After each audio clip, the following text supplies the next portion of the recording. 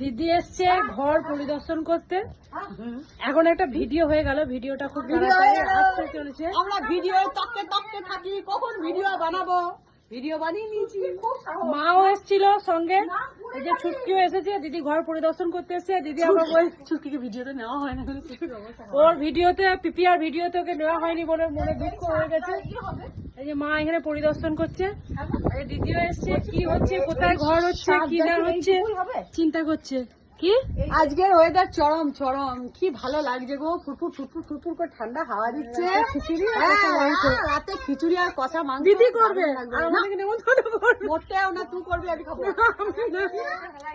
আমার তো রান্নাঘরে জল ঢোকে না, আমি ওইখানে তুই যত আবর্জনা গুলো কানি ছাড়া টেনা ছাড়া ওগুলো ঢোকাতে পারবে এখানটাতে।